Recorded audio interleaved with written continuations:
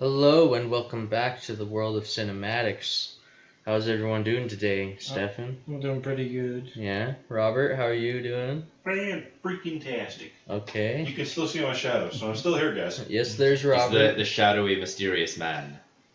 It's mysterious man in the back is a James Bond villain or whatever. And how are you doing, Jed? The dude abides. Dude abides.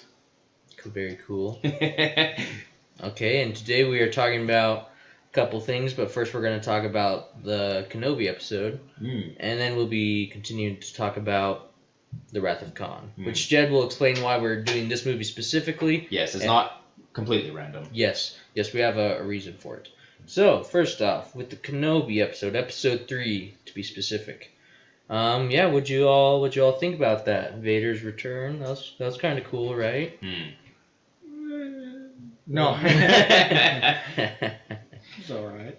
I think this was my favorite episode of the 3 so far, but it's also in many ways the most uneven, for me at least. I loved the beginning with Obi-Wan talking to Leia about the Force. Have you ever been afraid of the dark? How do you feel when you turn on the light? Or talking about his family. I liked all that. I loved all that. Yeah. And then the stuff at the end with the confrontation between Vader and Kenobi, this duel that shows how broken they are, and then that scene, which I'm sure we'll touch on, I loved it.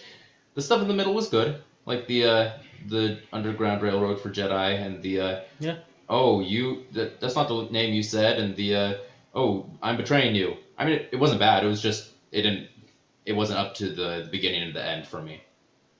Yeah, I feel ya. This show's pretty cool overall. I like a lot of things a lot.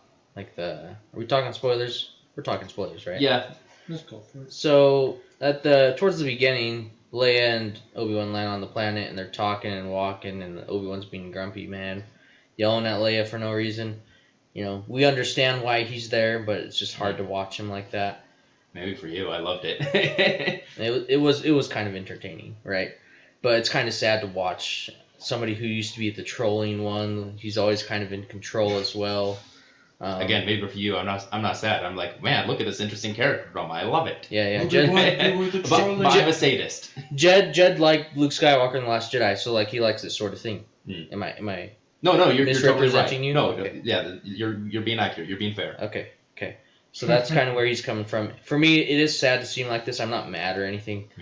It's just not where, like, you're okay with him being shown this way, but it's not like, man, give me 3 more episodes of him wallowing in despair. No. If he does that for 3 more episodes, I'm gonna be like highly, I'll be disappointed in the show if he's like this the whole time. Obviously, they wouldn't do that because that'd be stupid. And they called it the rematch of the century. This Obi-Wan versus Darth Vader. Yeah, we're seeing another one because what we saw was not the rematch of the century. That was definitely not the rematch. That was a beatdown. And it was wonderful, but not a rematch of the century. It wasn't even a fight. It was a horror scene. Yeah. So, but I really enjoyed the part where he's having like, I don't know, a mental breakdown or whatever. He's seeing Anakin off in the distance. Episode 3 Anakin, and which is funny because he never actually saw him with his hood on, and but. Whatever. It's cool. He can imagine it. He's seen him enough with his hood on before he turned to Darth Vader. Yeah, because he doesn't know he's in his suit. This is probably, at least I thought, how he imagines he is now. Yeah, that could be. It's like he healed up well, which I think is pretty reasonable because, like, you look at Boba Fett, he looked like crap, but he healed completely fine. But the Emperor very much give Vader the worst treatment possible. Oh, is that what's up? The insurance did not cover his full recovery. They were saving all their money for the Death Star. They were like, "Are you sure he's burned? Are you sure?" We're gonna send our specialist. That's second-degree burns at worst. That's totally true. It's probably the insurance. They want to get back to him. So I have to go through the trade They're company. like, yes, you were burned, but you weren't burned the correct way. These were self-inflicted burns. That's not covered in your plan. Like, this is what happens when you work with the Trade Federation. Their insurance does not cover jack. If you hadn't been maimed before, we may have covered a little bit. I mean, Anakin is a war veteran, and you always hear these stories about how they have a hard time. They have hard times getting insurance from the government. From the VA. Yeah. The Jedi, like insurance not covered because he's We're now gonna Sith. replace his Insurance invalid since expulsion from So, Jedi Order. because you became a Sith, we are no longer eligible for For these Jedi benefits. Bacta. Force healing is a no-no for you. Yeah, Force healing's another thing, but we're not gonna get into that too much. But yeah, I really enjoyed that, and I enjoyed the scene later on where Darth Vader basically gets back at Obi-Wan. He puts him in the fire, like, basically, this is how it freaking Not just feels. fire, he's scraping him against broken glass. Yeah. Oh, was he? I mean, it seemed that the broken glass mineral stuff was combustible, obviously, but it was still a bunch of crystal fragments and stuff like that. So yeah, I guess he was scraping. So it was like, this is how it freaking feels, man. That's how, that's how it was watching it. I was like, this is actually kind of cool. I really enjoy that. Some things I thought were weird was, of course, everyone's talking about it, Darth Vader not walking through the flames at the end. Or putting them out, or walking around them. Or jumping That around wasn't a them. big fire. Yeah, or just jumping over him, we know they can do that. We know they can get around a fire. Not just because, Vader's cool, but because we've seen him do that. Yeah. Like, 30 seconds earlier in the scene. Yeah, it's just one of those. I hope they explain. Maybe Darth Vader's playing the long game or something. Yeah. But I don't know. And it's kind of like with Reba, where in the first 2 episodes and a little bit in this episode, I'm like, okay, I don't mind this, but you better explain why she's like this later. Yeah, I agree. So I'm just gonna hold out. I know people are already hating it on Rotten Tomatoes, but who knows? Maybe it'll be okay. And maybe it'll all be explained. Hopefully it's not Mystery Box all over again with horrible explanations. Oh, I won't make that comment. I have a criticism of their depiction of Vader, and I want to see if you guys feel the same, or if you feel the same but you don't even think that it's a bad thing, right? To me, this doesn't quite feel like Darth Vader. This feels like Anakin Skywalker if he's evil. Which to me, yes, I know they're the same person, but at least the way they were shown in the movies and stuff, he's buried Anakin so far deep below there's basically no Anakin left. He's essentially become a new person. Yeah. He wouldn't, he would absolutely like, oh, I'm full of fury. I will, do all this stuff to try and kill Kenobi. But I don't necessarily see Vader as oh man, this is how it feels, man. I don't know. I liked that scene. I loved that scene. It just didn't feel to me consistent with the Vader we had seen. No, he's definitely more aggressive and stuff, which might be why they didn't play the Imperial March, which I had a problem with, but maybe they're saying this isn't the Vader yet. Okay, yeah. But if you look at it, Kenobi's not Alec Guinness yet. Yeah. And Vader is not entirely Vader. For me, I think I have Darth Vader too soon, in my opinion. I would have preferred him in episode 4 of the series over episode 3, because it's like you show him in the back to tank, and it's like, you get that stinger at episode 2. Yep, and then episode 3, like if we're gonna have this Reva character, I think episode 3 is when you address her and address everything else. Obi-Wan can still have his hallucinations, and he could get mosh pitted by the. Because, he's still rusty, and he can get mosh pitted by the Inquisitors rather than Vader. You save Vader as the final boss of the series. I would have preferred that. I also feel like Vader's coming on a little too strong, just him snapping necks and killing people left and right. And I'm like, you can hold off on that for a while. You're coming on a little too strong. It's a little too much too soon for me. Otherwise, it's like, he would kill children. He's killed children before. And and he's not doing it because like, oh, you're in my way. It's very much, oh, this will draw him out. Right. And for me, I'm like, he's not quite that Vader that we're all used to, like him torturing Obi-Wan. You will suffer. That's more like a Darth Maul thing to me, at least. At least with his gripes with Kenobi. Whereas I always thought of Vader as, I just want to kill you. I hate you so much. Die. Versus Maul, who's like, no, we'll let him live and suffer. And all that stuff. Well, so yeah. He's more like the Grievous approach. I want to show. Well, the Grievous approach is, I want to show you I'm better than you and I'm going to kill you. And Dooku is kind of the same. But Vader was always just, I just want to kill you because I hate your guts. Well, Maul's like, I want to make you suffer. He's acting a bit like Maul in my opinion. And it's not that he's like simple-minded and he doesn't want Obi-Wan to feel pain. He's very utilitarian. Yeah. And so him just, and I feel like he didn't have to necessarily drag people out of their huts. He already had stormtroopers. He could have just had them open fire. Like, Yep. I feel like he's doing too much. And not for the sake of like character consistency, but more so of like you're playing your cards too soon in terms of what we the audience are seeing. You're blowing your load early. You kind of are blowing the load early. Bit. Well, now that I'm saying that out loud, it sounds a little bit dirty, but we were a PG till now. Yeah. Apologies. Laundry load. That's what we were talking about. Yeah, Yes, it's of not course. dry yet. You pulled it out of the dryer too early, right? Yeah, Right. yeah, it came out too early. Can't come with Anyways, we very much liked Vader. We very much liked the depiction of Obi-Wan. We also very much want Obi-Wan to snap out of it, preferably in this episode. Yeah. I'm thinking, I used to think that we would either hear Qui-Gon, because we definitely will hear him, in either the 5th or 6th episode. Either, oh, this is my darkest hour, but then he comes, he gives me wisdom, and then I get through it. Or, after he gets through his darkest hour, now he has the peace to commune with Qui-Gon. I'm now thinking that we are going to get him in the darkest hour moment, but it'll be a stinger at the end of episode 4. I think so. And with the way their trajectory's going, yeah, probably. Yeah.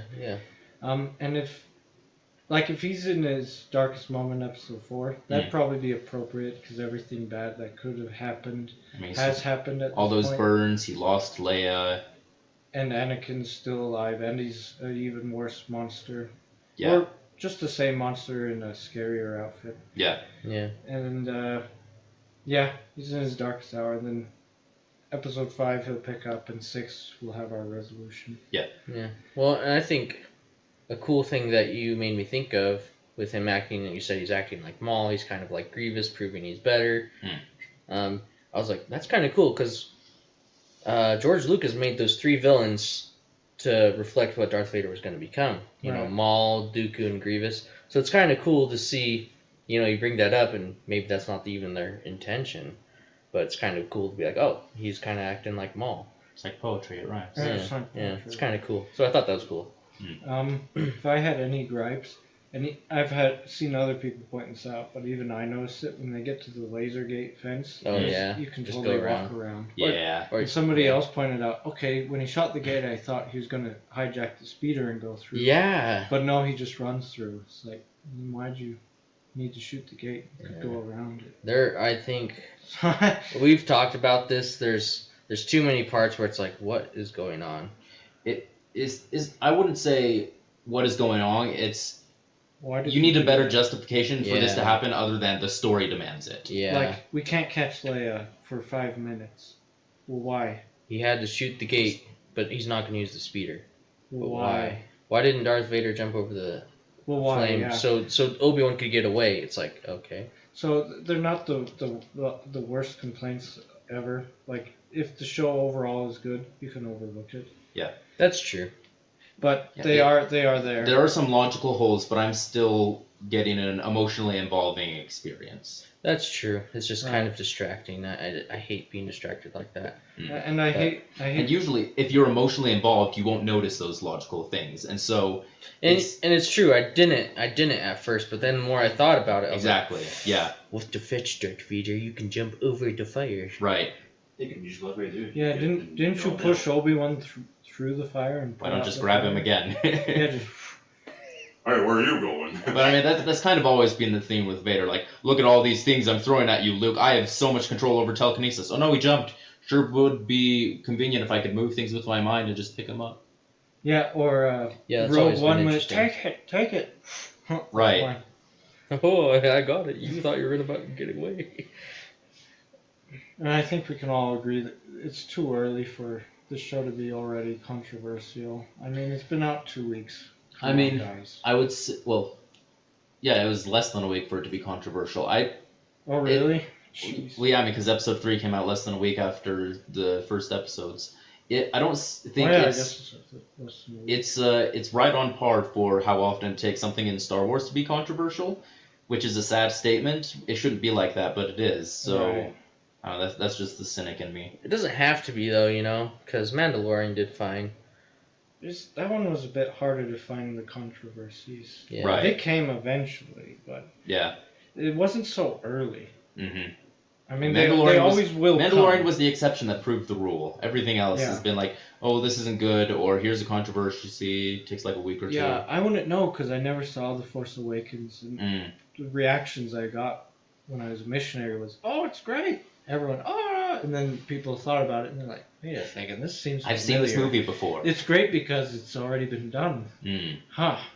Verbatim. Then the Rise of Skywalker was just like, this movie has been done, but it was this time this remake was just not even as good as the original. Let's put it lightly. Do we have any other thoughts on Kenobi that we want to share? I don't think so. No, I'm good. We can move on to the Wrath of Khan, and we'll explain why we are doing Wrath of Khan. Yeah, so this month, June 2022, in the year of our Lord, I wouldn't say it's a spectacular year for film so far, or month for film so far, just because, not a whole lot. But I can't say, 40 years ago, June 1982, possibly the greatest month for film ever. And so this month, being its 40th anniversary, we decided that we were going to look at and review some of these movies. A lot of movies that got overshadowed and weren't appreciated in their time. I think really maybe three, Poltergeist, were recognized as masterpieces, and two of them everyone hated until like 10 years later, and people realized, oh, these are actually some of the great movies ever made. And so, we're going to start off the month by going over Star Trek II, The Wrath of Khan. I'll start off. Big step up from Star Trek: The Slow Motion Picture. Yeah, the slow moving picture. This is still a slower movie, but it has deliberate pacing. It keeps your attention the whole time. It's kind of Star Trek when done right, in my mind, should have very little Sturm und Drang. It's not like, oh, look at these emotions, I'm overwhelmed. It's, I'm a professional, I'm doing this. I may have feelings, but they are going to be addressed at the appropriate time in the appropriate way. Yeah. I'm going to try and do my best to act, maybe not necessarily like a Vulcan, logically, but at least professionally. These are military men and women. And so seeing them, like, here, you want to pull up the picture of him chatting with Bones there? An early scene in the movie. This is him talking about, go for it. This is him talking about, like, man, I'm getting older, it's my birthday. This is introducing the themes of age and failure and mortality, saying, hey, look, everyone dies. I'm getting closer to that. Am I happy doing what I want? These are interesting ideas, not that like, oh, I've never thought that before, but interesting in that I'm going to have to think about that too one day. Mm-hmm. And it's not just, oh, here's a conversation for the sake of drama. Those are the themes of the movie, and so it's interwoven into the action that does come. It's interwoven into some of the plot twists and some of the character decisions. It's a masterclass for me in drama being the foundation for a good story to build on top of that. Yeah, definitely. Star Trek has always excelled. Well, not always. It's best when it excels. It's best when it excels, not with the graphics or the visuals necessarily, because it's not spectacle. It's never been amazing. Well, the older shows. I grew up kind of watching The Next Generation, and even as a kid, I could tell the story was the most important part of Star Trek. It wasn't, the action scenes necessarily. It wasn't. It's about ideas. Yeah, it's ideas. It's about good versus evil, the evil of man, evil within everyone. Just these basic ideas that everyone has thought about, but nobody can explore. Like in Star Wars, it's definitely... That is basically good and evil. Which are you going to choose? Yeah, which can be done great. It's a kid's show, right? And it can be very impactful, and it has great visuals, and it's cool, and the action's awesome. You got spaceships, like powerful mythological storytelling. The spaceships flying like planes and stuff. It's just that's cool crap. But Star Trek, it's the more civilized, space adventure, I would say. I would even hesitate to call it an adventure sometimes. That's true. That's true. Especially the old shows, the serials. I'd say those are adventure. Yeah, half the time they were comedies, half the time they were horror. Yeah. Like there was a little brief bit of horror in this movie. I don't know. You have the picture of the SETI eels. Like, you could have just easily, like, oh, we have yeah. these mind-controlled darts or something like that. But no, they chose to have these freaky-looking eels that they would take their young out of their backs and pluck them in their ears where they would burrow and bleed their way into there to take over their minds. All of a sudden, and never again in the movie, just becomes this brief little body horror movie, and I love it. Yeah, and that's kind of, like you said, with the old show, you had like the weird one with the puffy animal things. That one's kind of a horror. And then comedy where like...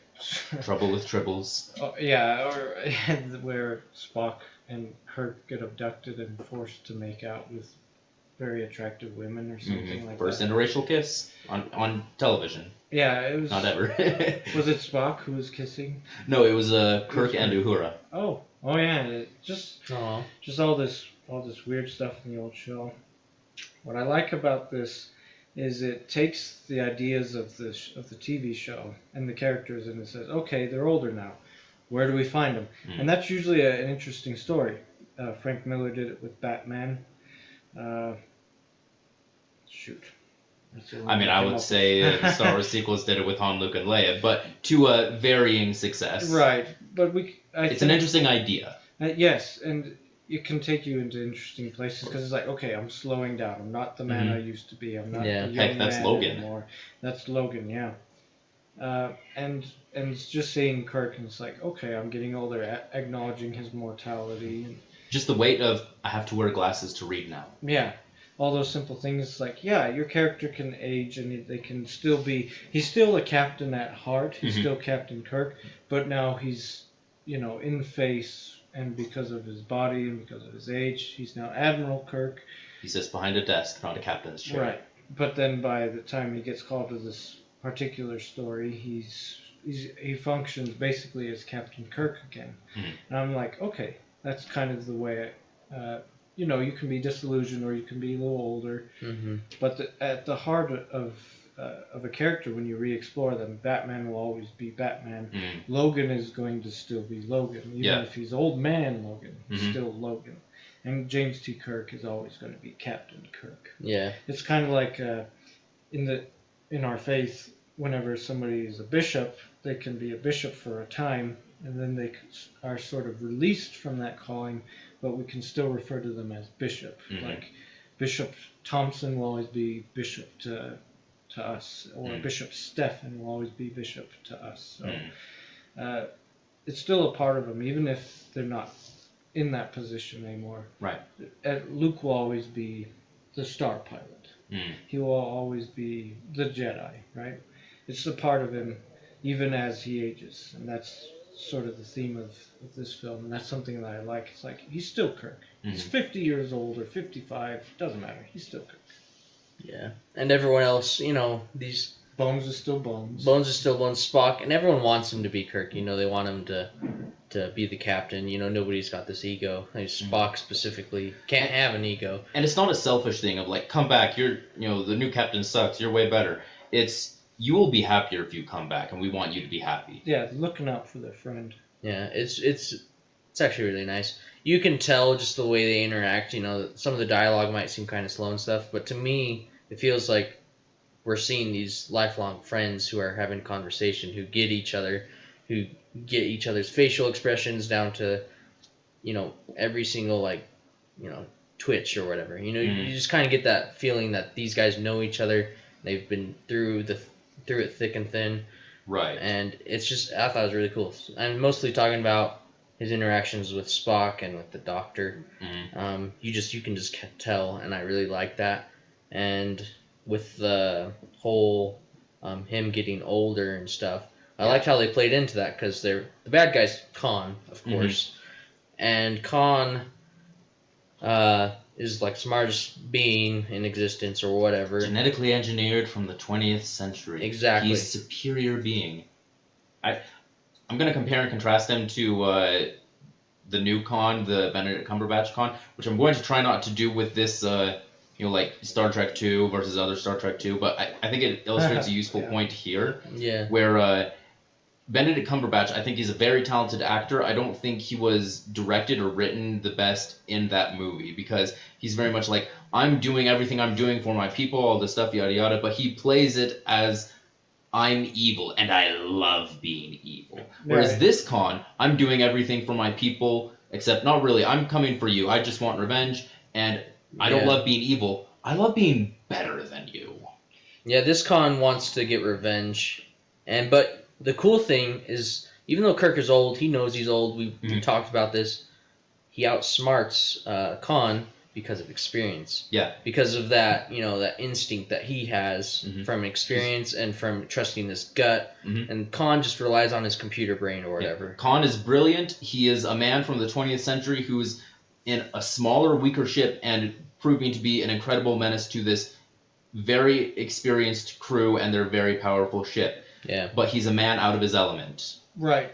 And that's something that I really appreciated also, is that Kirk is still smart, and he can outsmart Khan, not because he's necessarily smarter than Khan. It's because he knows the procedures of his ship and of the ships and the rules and the regulations, because he's an admiral now. He has wisdom.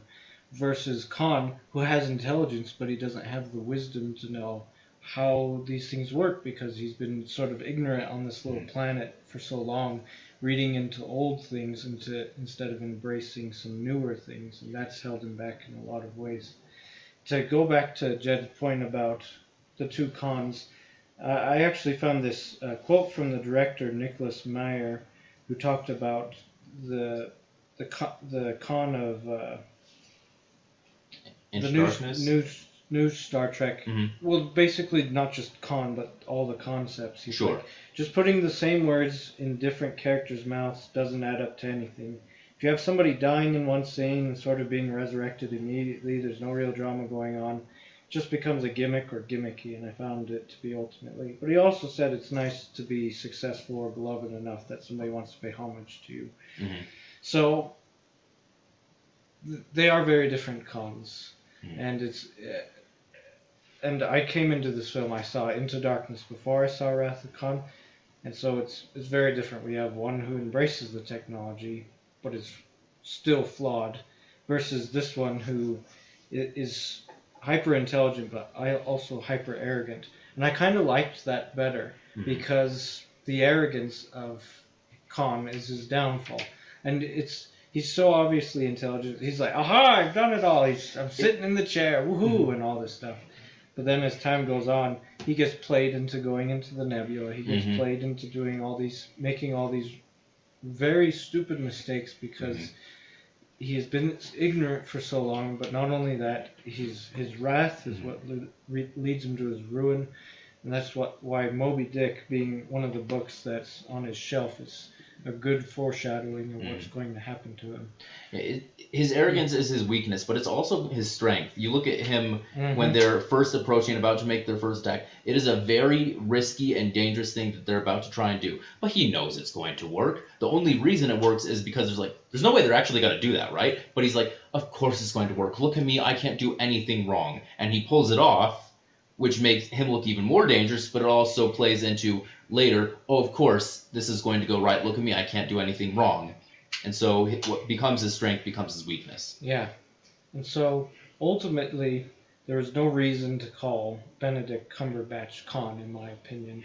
If they called him a different character. Like John Harrison. Yeah, if he was just John Harrison, and if he was just a member of Khan's crew, that would have been fine. But there's no reason for him to hate Kirk throughout that film. Yeah. I don't find there's a real reason. Versus this, they have the pre-established history, and they go over it. You don't have to watch the episode. No. He just says, you left me, my wife died, and I'm like, I get it, I get you. Whereas the other one is like, oh, I want to help my crew. And then they help him as best they can, and then he still stabs him in the back. I'm like, well, why? They helped you. He's just malevolent for the sake of the script. Versus this, it's like, oh no, I get why you're malevolent. I get why you hate Kirk so much. And it doesn't take a whole lot of explaining. The death scene at the end, the famous death scene with Spock, for me, is the perfect culmination of the character of Spock. Because it's all at once the most Vulcan and the most human. He is logical. In this case, I see the needs of the many are the needs of the many are need to be prioritized over the needs of the few or the one. And so he says, okay, this is logical. One person can't do that, but hey, I'm not going to order someone to do it. I'm going to do it myself because I love these people and I couldn't bear if any of these people died. These are my friends. I need to stop them. Or not stop them. I need to stop this so I can save them. And then I'll always love that line at his funeral, because it's not just, oh, he's brought back to life, because he is, spoilers, in the next movie, but, you know, in Into Darkness, it is, Kirk is dead, oh, it's okay, there's magic blood, he's alive.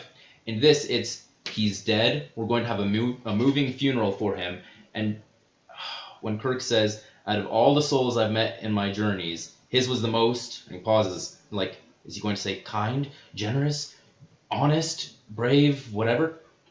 Most human. Yeah. Encapsulates all of that, and it's a perfect end to his arc where he does the most logical thing in the situation where one would be excused from ignoring logic, but that also was the most human thing to do. It's wonderful, it's perfect. He resolves that conflict by encapsulating both. Yeah, it's one of the best deaths, and I think pretty much I would be surprised if anyone here was unaware that Spock died in this film. Because it's almost as famous as I Am Your Father. It's one of those things like Spock dies at the end of Wrath of Khan. But it's so well done, that's why everybody knows about it. So part of me is like, I don't know that they had to bring him back per se. Yeah, it would have been much better had they not. It's always nice to have Spock because he's an important part of the dynamic. And you really, in my opinion, it's very difficult to try to make a film, specifically of this crew, without Spock. But if they wanted to end it here, they very well could have, I think. And it would have been fine, because it's like, okay, Kirk's arc's kind of done. He is who he's supposed to be, but he's also, it turns out, a father. Happy Father's Day or whatever. Yeah, he's happy not just like, oh, because I'm at the job I'm supposed to be. It's my lover didn't tell me about my son, but now I'm with her. I am being the son that, I have a son. I'm the kind of father that he's proud to have. And, happiness isn't just, I have the job, I have a family that's reunited again. Right, and so I don't know if there was anything for Bones, but for those two, the two main characters, yeah, there's a good conclusion for them. And it's, this is a very good Star Trek film. Now that we've addressed some of the more serious stuff, let's address the, I don't want elephant in the room? The bare-chested elephant in the room. The bare-chested elephant in the room. Yes, yeah, you can't stop looking at this guy's chest. Pull this up. Look, his costume says so much about him. Yeah, it does. As soon as I knew what he looked like, I know people have made the jokes. Oh, he has rubber breasts. They weren't real. No, I'm pretty sure the actor got into really excellent shape for this. But it's as soon as he took off his little jacket, Bryn's like, "Oh my goodness!" Yeah, I didn't know. It's like the Jeff Goldblum Jurassic Park scene if it was the whole movie. Yeah, it's just him saying. But it's very much like, look at me. I'm a physical specimen. But even if I wasn't, I'm bold enough that I know I'm better than you. I think it fits showing off his physique and his confidence. It fits his personality and who he is. And very flamboyant too. Which is quite the contrast to Into Darkness, which very trench coat, very conservative. Which he looks cool. So I liked, and I still kind of like. It's been a while since I've seen it, so I might have a different opinion on it if I go back and watch it. Sure. But I have fond memories of Into Darkness. Don't hate me if you're a Star Trek originalist or whatever. Right. And I saw it too before I saw this. Right. And I enjoyed it at the time. Yeah. But I'm gonna say it's kind of how I was comparing Star Trek to Star Wars earlier. This movie is a lot more character driven, a lot better, a lot more compelling with the characters and stuff. The Into Darkness movie from J.J. Abrams. It was trying to be Star Wars. He said that. He said that about the first Star Trek movie. He said, I'm going to take this movie, and what Star Trek has always been missing is the element of rock and roll. He said, these Star Trek movies, they're like classical music. They just play and they're slow and pretty and stuff. he's like, but they need more rock and roll like Star Wars. Return of the Jedi, and he'd be talking like this. Yeah, and so that's what he did. That's what he did. The movies, the new Star Trek movies, are more rock and roll. There's more. They picked it up. Lasers. This has to happen, and this is happening, and this is happening. And all this stuff happens, and like, there's not enough time to just stop and think and watch what the characters are feeling. You know, it's not as well done. I think both movies have their strengths, but I think overall this movie is better made. They're wonderful action movies, but But as far as Star Trek movies, and my favorite Star Trek movie was First Contact, which is controversial because apparently people hate it. But I didn't really watch the show as much, so I apologize. Well, I'm not sad. Don't apologize. I'm not sorry that I like it. I'm sorry that I don't understand why you hate it. Sure. First Contact. But that's a good movie. The reason I like First Contact and part of it is it draws parallels from this because it's the same story basically. Yeah, he's going after, except for it's flipped, and it's Picard who is Ahab. And the Borg are his whale, and he's so obsessed with that. And he does have this arrogance. He's like, "We'll blow up the entire ship if it'll get them," and he's acting exactly like Khan until the end of the film, where this lady, the civilian, because they go back in time, she says, "You're acting like Captain Ahab," and he's like, "What?" And she's like, "You know." Actually, he doesn't say blow up the ship. He says, "We'll stay on the ship. We won't sacrifice the Enterprise." But the Borg are on the ship, so it's infected.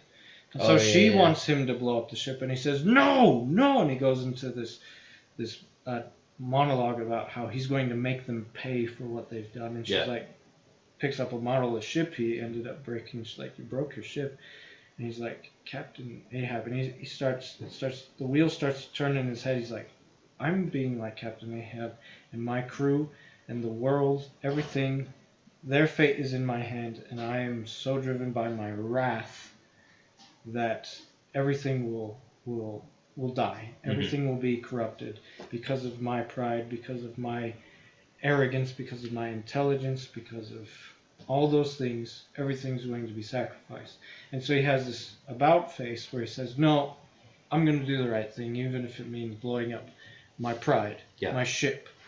I will get my crew to safety because that's what's more important. Versus Khan, who's like, oh yeah, anything to get at my whale, anything. It's the ship, who cares? My crew, they're all dead. Well, I'll still get you, Kirk. He could have, his crew could have lived. The game is not over yet. Yeah, his crew could have lived. He had the Genesis, this life-creating machine. Life-creating machine. He could have machine. played God. He could have had his own place. He could have raised his own fleet of people and so many things and had his own civilization. He chose instead to go after his whale versus Picard in First Contact, who chooses his people over his whale. And that's why I think I like these two films a lot, because they parallel each other a lot, and it's all about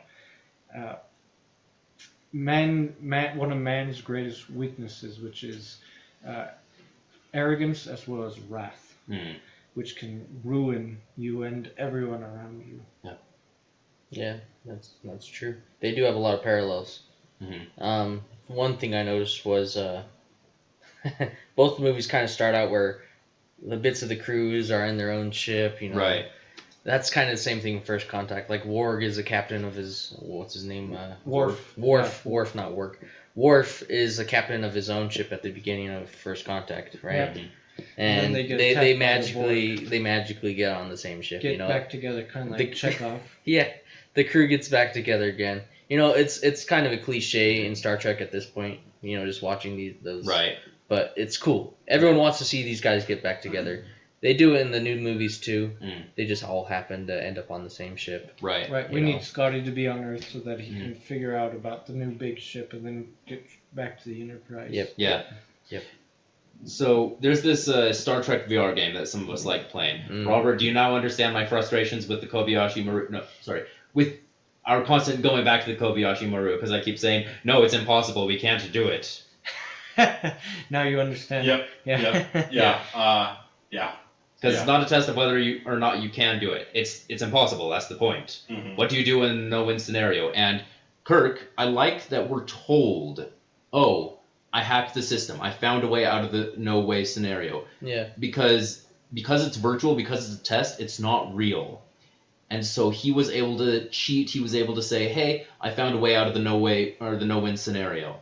Mm-hmm. Which means he never faced a no win scenario. He is not ready for what he sees in this movie. Mm-hmm. Yes, he's able to beat the no-win scenario against Khan, but that wasn't him. That was Spock. He lost Spock. He was put in a no-win scenario, and he couldn't save him. And so that resolution at the end, like, it's okay. I will always miss him, but I have a family, and I will move on. Yeah. When you hear about, how do you say the name of it? Kobayashi Maru. Kobayashi Maru. Mm-hmm. What language is that? Japanese. That makes sense. Anyway, I like how you said he talks about it versus when we see it in the first Star Trek film. It just makes him look arrogant. Yeah, it's like, that's not a very good payoff now that I understand more of the context of that scene. It's like, wow. Yeah, well, it is an alternate universe, alternate Kirk. Right. He is a different man. Yeah. He's raised by different people. It's just not as compelling. You're totally right. Not. You're totally right. That was always J.J. Abrams' trump card. Like, well, if people don't like these new Star Trek movies, they don't exist, you know? It's its own timeline. It's a brilliant way to do a soft reboot. Just to say, it's canon, 100% canon. The old stuff is too, because it's just different timeline. There you go. That's like talking to people about an X-Men timeline or something. Yep. If you don't like it, it's not canon with that timeline. Bits and pieces of it might be canon, but not the whole thing. Sure. You know. And that's a lot easier to do now that Multiverse Madness has come out. It's like, there's different X-Men timelines. There's definitely different X-Men timelines. Oh yeah. Definitely now. So, but anyway, back to Wrath of Khan. Overall, I'd say a really good film, excellent Star Trek film, and definitely an improvement from the slow-moving motionless picture. Yes, I think if that was the only movie J.J. Abrams saw, then he had a point that they needed some rock and roll. Right. If it was just that first Star Trek movie, just to clarify. Yeah. Right. The second one was totally fine, in my opinion. Yeah, they never felt like they were. A lot of the ones that I have seen never felt like they were lacking oomph. No. You just put the oomph on steroids and said, "Oh, this is better." And it's like, right. Maybe according to your taste, it's different. It's the ideas that they talk about and that they explore in these shows and movies. That's what's compelling about it. Yeah. It's cool to see strange new worlds, but it's cool metaphorically, not necessarily specifically the show Strange New Worlds. Right. You know, but like in the new movies, like, oh, there's a new world. It has a bunch of red plants, and that's all you get to know about it. And then they start worshiping the Enterprise when they save it. You know, that's okay, but like in the shows and stuff, it's like these worlds have cultures, and they like... Their planet is dying, but look at the good in them. Do we save them? Well, it goes against our directive because we tried saving it. Look at what happened the last episode when we did save it, the bad things that happened. Exactly. Or like, this world has a matriarchy. This world, they're cannibalists. Mm-hmm. This world... And we're going to talk about, well, maybe cannibal isn't so bad. Maybe you're the weirdo, you know? Right. Even though we all know it's bad, but they would still talk about living people. What if when their people die, they eat them? They're a good source of protein. Well, who are we to judge, right? Exactly. it would make you think like, oh, yeah. Like people get mad at the new shows because they're super political or whatever. But I'm like, I've been watching Next Generation. Those were pretty political too, but they're a little more subtle. Yeah. And it was more subtle, and it wasn't. Star Trek has always been political. It's just, do you have a world, a new place you visit with this interesting story, or do you do, hey, look, it's a failed political candidate who we cast in the show. Yeah. Oh, yeah. That doesn't age well. Yeah. But what does age well is your pilot where you have, oh, here's an alien, here's a Russian in a time when we're not friends with Russia. Yeah. Here's a black lady. Here's an Asian man, you know, and here's. And we're not going to like have an alien come on board and like, you see, on our world we're all equal. No, it's just the fact that they're working together shows they're all equal, and it doesn't matter. And they respect each other's position. Like Spock doesn't try to usurp Chekhov's position. No. Scotty doesn't try to usurp Uhura's position. Mm-hmm. Kirk doesn't talk down to people. Mm-hmm. And same thing with Next Generation in a lot of ways. It's like, okay, let's gather around, counsel me. You know, counsel this counsel this honorable fool, or whatever Baratheon says in Game of Thrones. But they counsel each other, they respect each other, they hear different opinions, and sometimes the little guy might have, like Chekhov or whatever, he might have a better idea than the captain.